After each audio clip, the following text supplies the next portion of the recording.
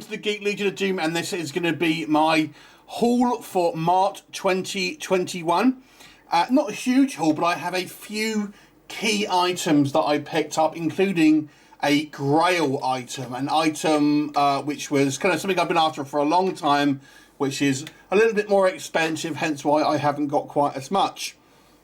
But I want to start off with a DVD, and this is kind of something which could be considered a Grail as well in many ways. A lot of people turn their nose up on DVDs now, but I actually picked up this Thor DVD steelbook. Now, the reason why I'm so impressed with this one is I had no idea that there was a Thor DVD steelbook. So you may have noticed I did a video some time ago about finding kind of special deals and bargains and stuff on eBay.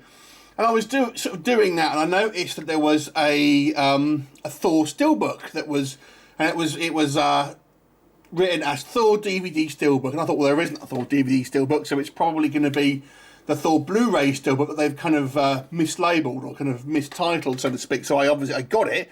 It went for very cheap because everyone kind of turns their nose up at DVD. Lo and behold, it was actually a DVD steelbook. So I was over the moon, because I had no idea that this actually existed. Now, this is a foreign release. Not quite sure which country it's from. So there is the... maybe it looks like possibly Spanish. I don't know for sure. Yeah, but you know, it's G1 size, so it's the largest sort of size. So yeah, I mean, I thought I'd pretty much got all of the Marvel steelbooks, but alas, one turns up out of nowhere. Next thing, probably not all that exciting. I actually got a replacement disc for the Beastmaster from Vinegar Syndrome, and this was the Blu-ray edition that has the improved special effects. Now, I've yet to watch this, and this particular disc was faulty, so they kind of replaced it. I'd forgotten this was even going to turn up, so I'll put that in my Beastmaster collection, and I'll probably give it a watch and have a look what I see, if I notice any of the differences. One standard Blu-ray, The Quick and the Dead, which is my favourite Western. Actually, I showed this in the top 10 tag for favourite films from different genres, and yeah, The Quick and Dead is my favourite genre, and it's got such a good cast in it. You know, I mean, this was kind of before really Russell Crowe and Leonardo DiCaprio sort of became kind of super famous, and obviously you've got Gene Hackman, Sharon Stone in there as well. So an absolutely phenomenal cast there, directed by Sam Raimi. You can really kind of tell it's very much in that style. Maybe not the most realistic of Westerns, admittedly, but it's a fun movie nonetheless. Another Western, and this is actually one I'd had already, but I had sold. Once again, I picked this up because someone had mislabeled it on eBay. I did put it that it was a steelbook. They just put it as a Blu-ray, so it kind of went for very cheap. So I kind of picked it up, and I'd had this and sold it on, and so I thought I would buy it again. You know, there you go.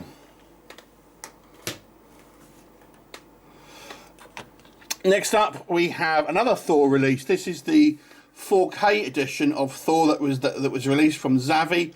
I know this was released in kind of like Best Buy in the States, and this was the only one of this range I was missing. I missed it when it first came out, and it sold out, and this is the one that never came back in stock, and it was the one that I'd missed. And I got this from a Facebook group, and it's new and sealed, so that was pretty good.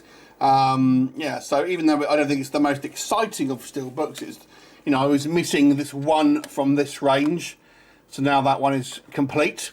I am actually missing a few things this month. I'd ordered 2 things from Zavvi that haven't turned up. 2 of the kind of the Marvel steelbooks that haven't turned up. Brilliant, which is Thor and Captain America. And also something from eBay that hasn't turned up either.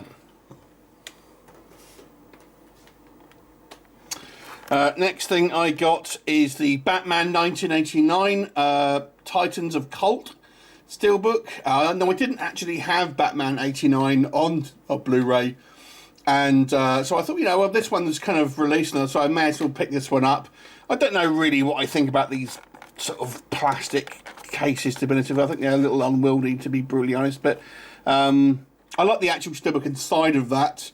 And as I said, I do enjoy the original Batman '89 movie. Out of those films, it's my favourite out of all of them. And you know, I love Jack Nicholson as the Joker.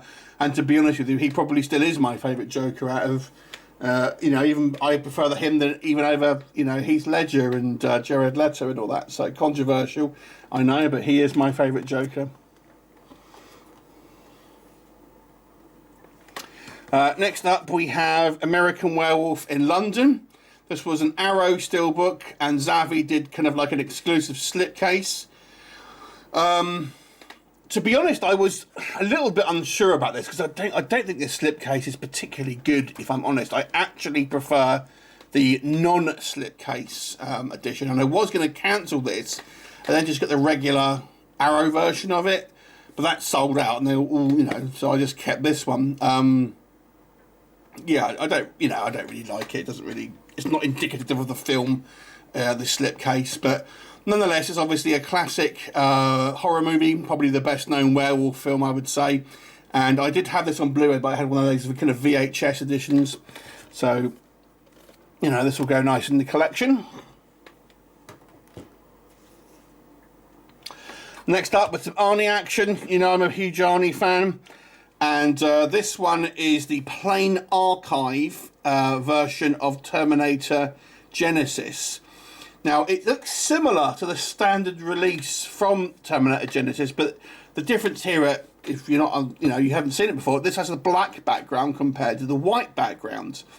And you can get a couple of these with the sort of slip cases, but I actually prefer not to have the slip cases. And if I can get a kind of a premium steelbook, which has just got the J card, the quarter slip, whatever you want to call it, I'd actually prefer to get that so I can actually show the steelbook off rather than kind of having it covered up in a, you know, slipcase.